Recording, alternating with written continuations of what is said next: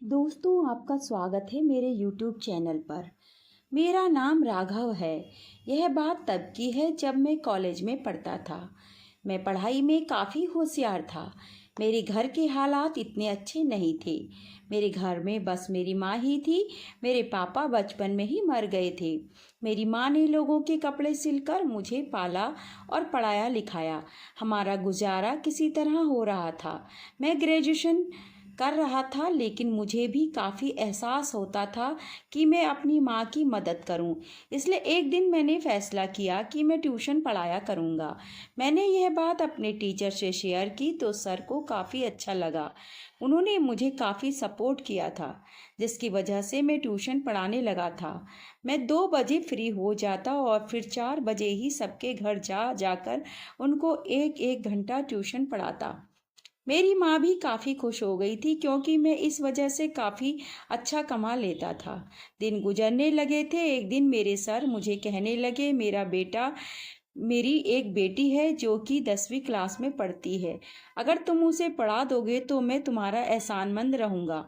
मैं भी हैरान हुआ था, क्योंकि वह तो खुद ही एक टीचर थे, तो वह अपनी बच्ची को खुद भी पढ़ा सकते थे।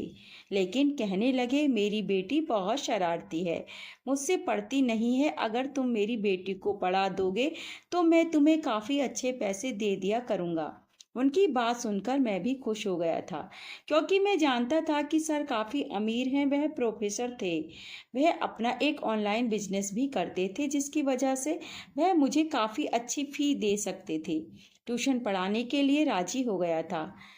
मैंने कह दिया था कि ठीक है सर, 2-3 दिन में मैं आपके घर आ जाऊंगा।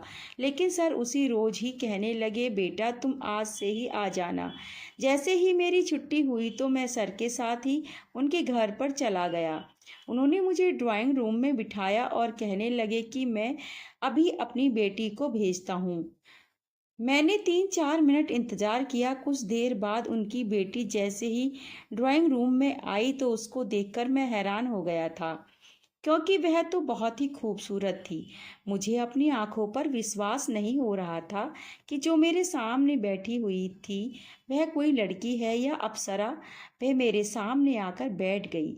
इससे पहले मैं लड़कियों से बात नहीं करता था, क्योंकि मैं थोड़ा शर्मीला टाइप का लड़का हूँ। मेरी माँ ने मेरी परवरिश बहुत ही अच्छी से की थी। मेरी कोई बहन नहीं थी, मैं इकलौता ही था। इस वजह से काफ़ी सम्मान से उस लड़की से बात कर रहा था। कुछ देर मैं उसे पढ़ाता रहा। उसके बाद मैंने उससे कह दिया कि आज के लिए इतना ही काफ़ी है। यह कहकर मैं घर चला गया, लेकिन मेरा दिमाग अभी भी उसी लड़की के बारे में सोच रहा था। उस लड़की का नाम रंजना था। रंजना बहुत ही खूबसूरत थी। रंजना मुझे काफ़ी ज़्यादा सीरियस तबीयत की लड़की लग रही थी। देखने से लग ही नहीं रहा था कि वह शरारती भी हो सकती है।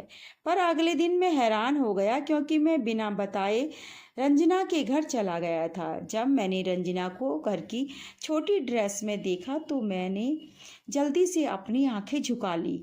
वह अपने फ्रेंड्स के साथ खेल रही थी। मैंने उसे बस एक ही नज़र देखा था, लेकिन उसने जैसे ही मुझे देखा जल्दी से अंदर चली गई। कुछ ही देर बाद मेरे पास पढ़ने के लिए आई। तब उसने थोड़ी लॉन्ग टी शर्ट डाल रखी थी।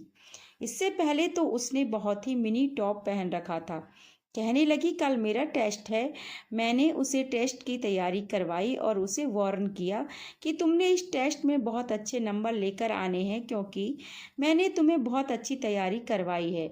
मेरी बात पर कहने लगी, नहीं सर, मुझे बायोलॉजी बहुत मुश्किल लगती है। मैं अच्छे नंबर तो नहीं ला सकती, लेकिन पास हो जाऊंगी। उसकी बात पर मैं हैरान हो गया था।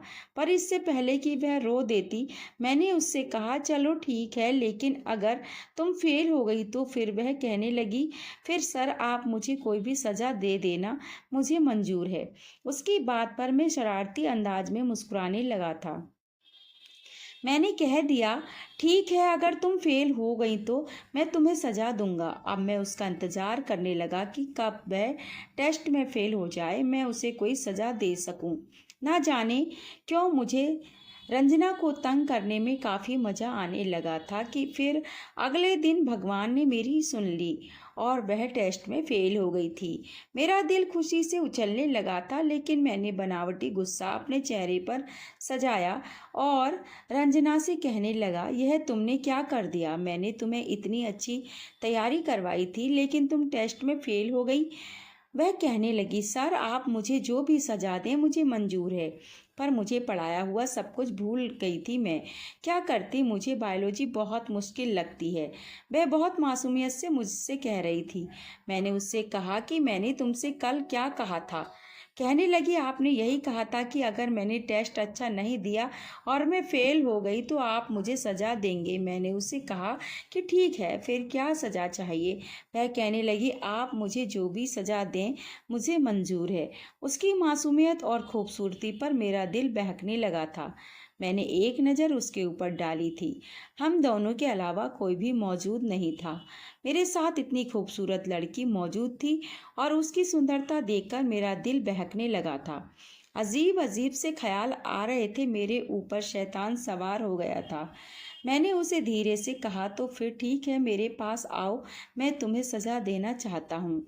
रंजना बहुत ही मासूम थी। वह मेरी बात मान गई और मेरे पास आकर बैठ गई थी। मैंने उससे पूछा कि तुम कितने साल की हो? तो वह कहने लगी, मैं तो 14 साल की हूँ। वह 14 साल की थी और मैं 21 साल का था। मैंने उससे कहा कि मैं तुम्हें कोई भी सज़ा दूंगा तो क्या तुम अपने घर वालों को वह सज़ा बता दोगी? वह कहने लगी, नहीं सर, मैं आपकी सज़ा क्यों बताऊंगी? अगर ऐसा किया तो पापा मुझ पर गुस्सा होंगे, क्योंकि मैं आपके पढ़ाने के बावजूद अपनी पढ़ाई पर ध्यान नहीं दे पा रही थी, इसलिए मैं वह सज़ा किसी को नहीं बताऊंगी। मैं खामोश हो गया था। उसके गुलाबी गालों को देखकर मेरा दिल चाहा उसे बाहों में भरकर चूम लूं, लेकिन मेरा दिल यह करने से इनकार कर रहा था। कहीं ना कहीं मेरी माँ की दी हुई अच्छी परवरिश ने मुझे रोक लिया था। इसलिए मैंने फैसला कर लिया और उसे कहा कि नहीं, मैं आज तुम्हें सज़ा नहीं दूंगा, लेकिन अगर आइंदा तुमने किसी भी टेस्ट में इस तरह की कोई भी गलती की और फेल हो गई तो मैं तुम्हें ज़रूर सज़ा दूंगा। चलो, आज के लिए माफ़ कर देता हूँ। तो वह खुश हो गई थी और मैं वापस उसे पढ़ाने लग गया था। एक दिन मैं कॉलेज में ही था जब सर मेरे पास आए और कहने लगे, बेटा मुझे तुमसे कोई बात करनी है।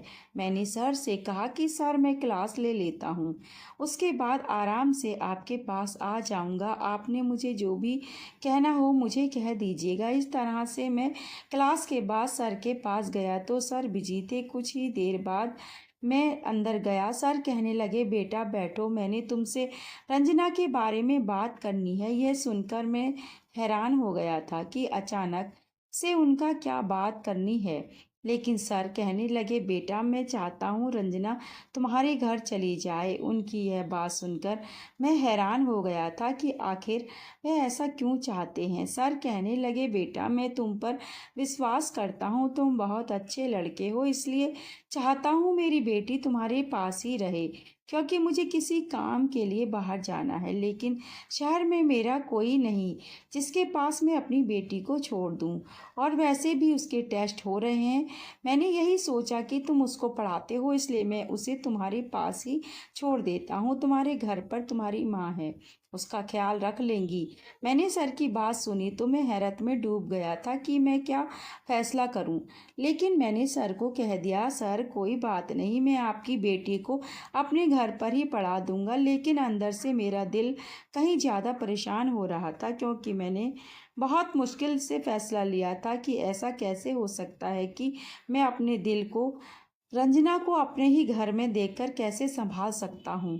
इतनी खूबसूरत लड़की मेरे पास मेरे साथ रहने वाली थी। लेकिन फिर मैंने माँ का सोचा कि वह तो घर पर मौजूद होंगी, मैं उसे अपनी माँ के पास सुला दूंगा। यही सोचकर मैंने सर को हाँ कर दी थी। फिर सर मुझे अपने साथ अपने घर ले गए। सर ने शायद रंजना को फ़ोन करके तैयार रहने के लिए कह दिया था। उसके साथ एक छोटा सा बैग भी था। रंजना काफ़ी उदास थी। सर उसे समझाने लगे, बेटा देखो, अपने टीचर को तंग नहीं करना है। अब यह आपको पढ़ाएंगे और इनकी माँ आपका ख्याल रखेंगी। मैं इन पर भरोसा कर रहा हूँ, लेकिन तुम बहुत शरारती हो। मुझे डर है कि कहीं तुम राघव को तंग ना करो। पर वह तुम्हें डांट ना दे, इसलिए मैं चाहता हूँ कि उन्हें तंग मत करना और वह जैसा पढ़ाए वैसा ही पढ़ना। वह जो कहे उसकी बात को मानना, वही करना जो तुम्हारे सर कहें। रंजना कहने लगी, ठीक है पापा, मैं सर को शिकायत का मौका कभी नहीं दूंगी और सर को तंग भी नहीं करूंगी। इस तरह मैं रंजना को अपने घर लेकर चला गया था। कोई गाड़ी तो थी नहीं, मैं मोटरसाइकिल पर था, इसलिए रंजना को अपने पीछे बिठाया और उसका बैग अपने आगे रख लिया था। रंजना काफ़ी आराम से बैठ गई थी। उसने एक ही हाथ मेरे कंधे पर रख दिया था तो मुझे कुछ अजीब सा महसूस होने लगा। मेरा दिल धड़क उठा था। मैं जितना चाहता कि उस लड़की से खुद को दूर रखूं, उतना ही मेरा दिल उसकी तरफ खिंचने लगा था। लेकिन मैंने खुद पर काबू पाया और उसे अपने घर लेकर गया था। माँ ने उसे देखा तो बहुत हैरान हो गई थी। मैं माँ को सारी बात बता दी थी और माँ कहने लगी, इधर आओ बेटा, मुझे तुमसे कोई बात करनी है। मैं माँ के रूम में गया तो माँ कहने लगी, बेटा तुमने यह क्या कर दिया? तुम जानते हो ना कि तुम्हारी कज़िन की शादी है जहाँ मुझे भी जाना है। वह शादी दूसरे शहर में है, मैं 3-4 दिन बाद ही आऊँगी और अब तुम रंजना को लेकर आ गए हो तो अब अकेले कैसे रहोगे? माँ की बात सुनकर मेरे दिमाग में आया कि मैं तो भूल ही गया था, उनकी तो एक शादी पर जाना था। अब मैं क्या करता? मुझे काफ़ी अजीब लग रहा था, लेकिन मैंने खुद को समझाया। माँ को कहने लगा, अब समस्या का हल निकालें। अब ऐसा तो नहीं कर सकता कि रंजना को वापस भेज दूं, क्योंकि रंजना के पापा चले गए हैं और अगर मैंने सर को अब इनकार किया तो उन्हें अच्छा भी नहीं लगेगा। इसलिए ऐसा करते हैं कि आप शहर चली जाएं, मैं रंजना को संभाल लूँगा, वह बहुत अच्छी बच्ची है, मुझे कोई दिक्कत नहीं होगी। माँ कहने लगी, नहीं नहीं, ऐसा नहीं कर सकते, मोहल्ले के लोग बातें बनाएंगे। मुझे गुस्सा आ गया। मैंने कहा, माँ आप मोहल्ले वालों की बातों पर कब से विश्वास करने लगी? आपको पता है ना कि मेरी नीयत क्या है? क्या आपको अपने बेटे पर भरोसा नहीं? आप ऐसा करें, आप आराम से शादी में जाएं, सब कुछ मुझ पर छोड़ दें, अपने बेटे पर छोड़ दें। आपकी परवरिश पर कभी दाग नहीं आने दूंगा। मेरी माँ को मुझ पर विश्वास था और मुझ पर विश्वास करते हुए वापस शादी पर चली गई।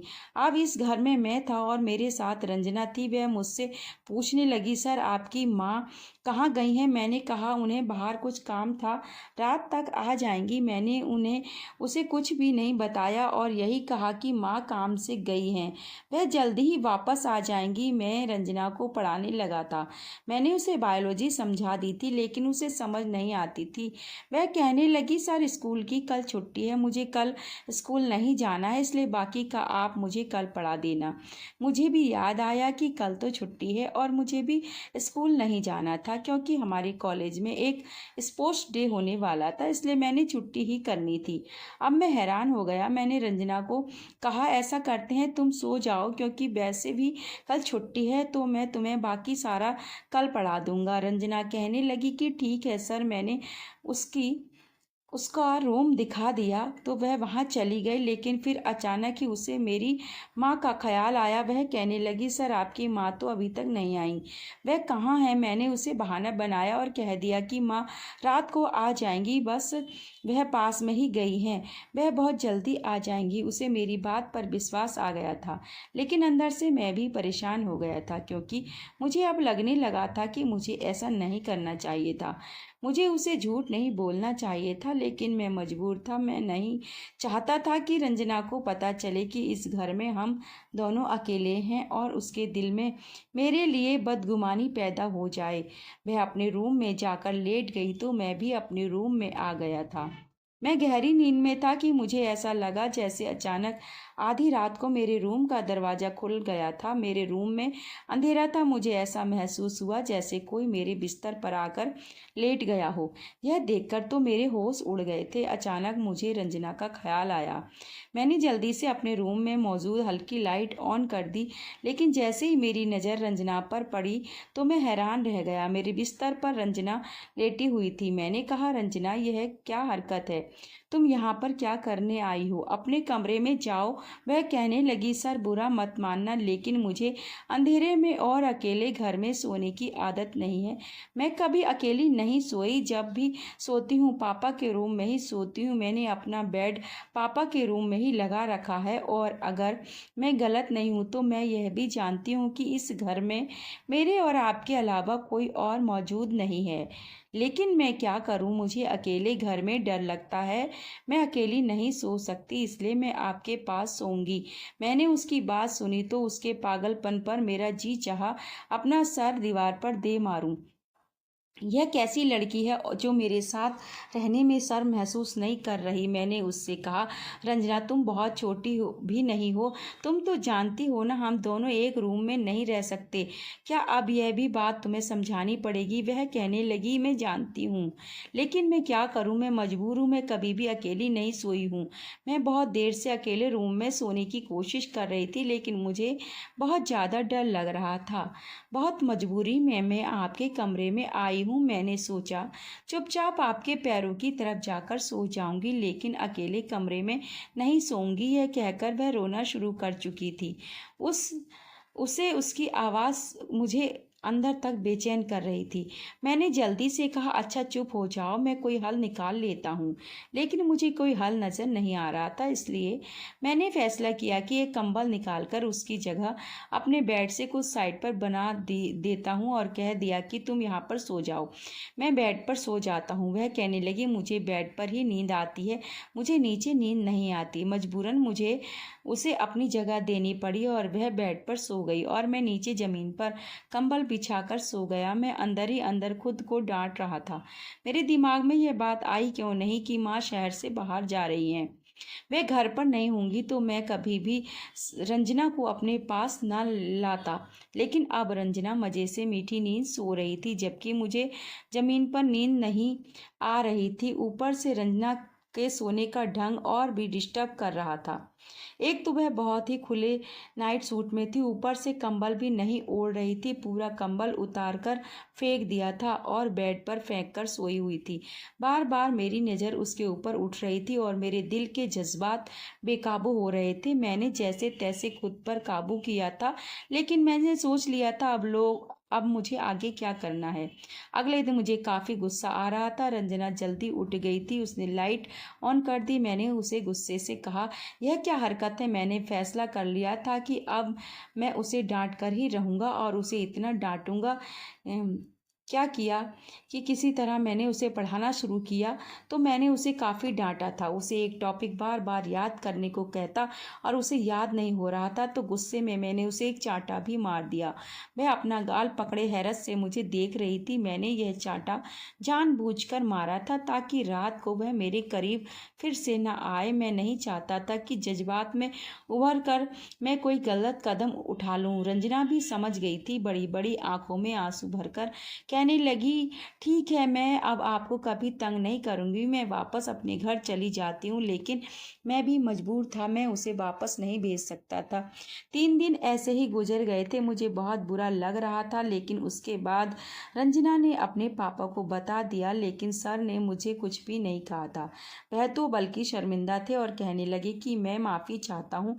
जानता था कि मेरी बेटी शरारती है और वह ऐसी हरकत जरूर कर देगी। मैंने सर को कहा, कोई बात नहीं, मैं जानता हूँ रंजना भी छोटी बच्ची है, नादान है, उसे समझ नहीं थी, इसलिए मैंने भी उसे इजाज़त दे दी थी।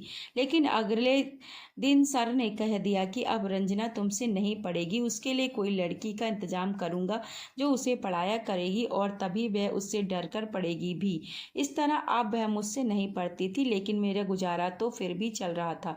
मैं धीरे धीरे रंजना को भूल गया था, लेकिन दिल के किसी कोने में वह अभी भी बसी हुई थी। जब मैंने उसे थप्पड़ मारा था और उसकी आंखों में आंसू चमक आए थे, उस पल को याद करता हूँ तो दिल में एक टीस सी उठती है। मैं नहीं चाहता था कि मेरी वजह से रंजना की आंखों में आंसू आए, लेकिन उस समय रंजना को थप्पड़ मारना जरूरी था, नहीं तो वह उम्र के जिस हिस्से में थी कभी भी बहक सकती थी और मैं भी उस समय उम्र के नाजुक हिस्से में ही था।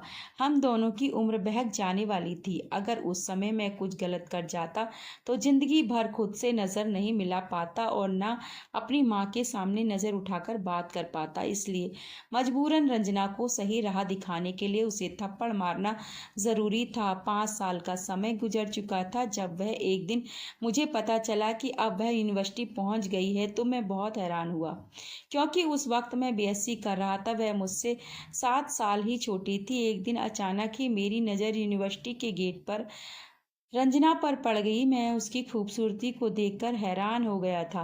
वह छोटी और शरारती नहीं रही थी बल्कि बड़ी और समझदार बन गई थी।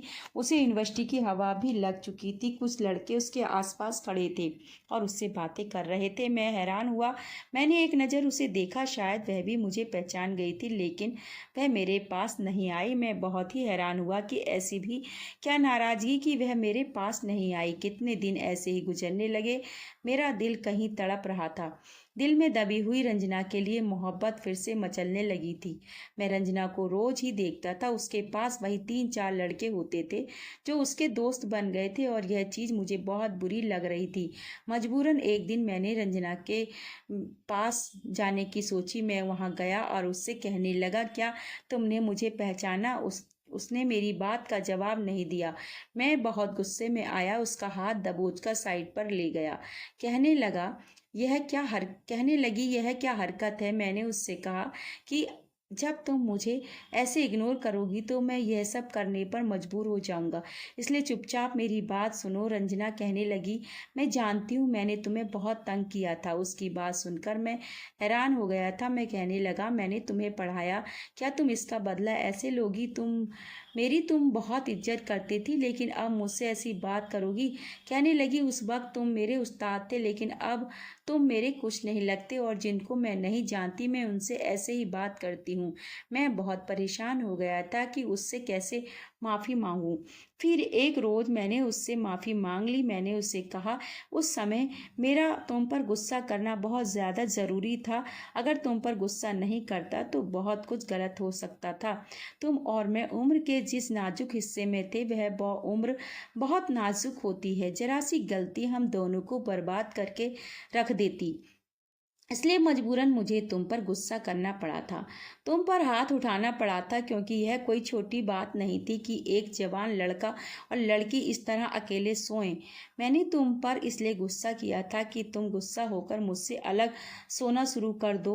मैं भी एक लड़का था, कब तक खुद पर कंट्रोल करता। मैं नहीं चाहता था कि तुम्हारे साथ कुछ गलत करूं। और सच तो यह है कि मैं धीरे धीरे तुम्हें चाहने लगा था, तुमसे मोहब्बत हो गई थी। मुझे मेरी बात सुनकर वह खामोश रही थी, कुछ भी नहीं बोली थी, लेकिन उसकी आंखों की चमक मुझे बता गई थी कि मेरी बात सुनकर वह खुश हुई थी। शायद वह भी मुझसे मोहब्बत करती थी। वह चली गई थी, लेकिन मैं भी वहीं अभी खड़ा रहा था और वापस चल दिया, क्योंकि अब मैं जानता था कि शायद उसे गलती का एहसास हो जाएगा और वह मुझसे माफ़ी मांगने आएगी। पर दिन ऐसे ही गुजरने लगे थे। रंजना तो मेरे पास आई ही नहीं। कुछ दिन ऐसे ही गुजर गए। एक रोज़ किसी ने मुझे आवाज़ लगाई। जैसे ही मैंने पीछे देखा तो रंजना थी। वह मेरे पास आई और कहने लगी, मुझे माफ़ कर दो, मुझे यह सब कुछ नहीं करना चाहिए था, लेकिन मैं क्या करती? मुझे आज तक किसी ने ऐसी बात नहीं की थी जिस तरह तुम बात करते थे। तुमने मुझे पढ़ाया, उसका बहुत बहुत धन्यवाद, लेकिन मैं बहुत ही नाजुक थी। मेरे पापा ने कभी भी मुझसे ऐसे तेज शब्दों में बात नहीं की थी, लेकिन तुमने तो उस दिन मुझे थप्पड़ मारा था। तब से ही मैंने फैसला कर लिया था कि मैं अपने पापा को सब कुछ बता दूंगी। मैं तुमसे अब नहीं पढ़ूंगी। और मैंने सोचा था कि उसने अपने पापा से कहकर कोई दूसरा टीचर रख लूंगी। उसकी बात सुनकर मैं थोड़ा सा मुस्कुराने लगा था। अगले ही दिन मैंने अपनी माँ को अपना रिश्ता लेकर रंजना के पापा के पास भेज दिया था। मेरे सर को भी इस रिश्ते पर कोई ऐतराज नहीं था। खुशी खुशी इस रिश्ते के लिए राजी हो गए और ठीक 15 दिन बाद रंजना मेरी दुल्हन बनी। मेरे कमरे में बैठी हुई थी और मैं उसके सामने बैठा उसको निहार रहा था और वह शर्म से अपने आप में सिमटी जा रही थी। मैंने उसका हाथ थामे हुए कहा, रंजना, अब तुम पूरे अधिकार के साथ मेरे बिस्तर पर मेरे साथ मुझसे चिपक कर सो सकती हो। यह कहकर मैंने रंजना का हाथ चूम लिया और वह भी शर्माते हुए मेरे सीने से लग गई थी। दोस्तों, उम्मीद करती हूँ आपको कहानी हमारी बहुत पसंद आएगी, और अगर कहानी पसंद आई मित्रों तो वीडियो को लाइक ज़रूर करें, चैनल को भी सब्सक्राइब कर लें।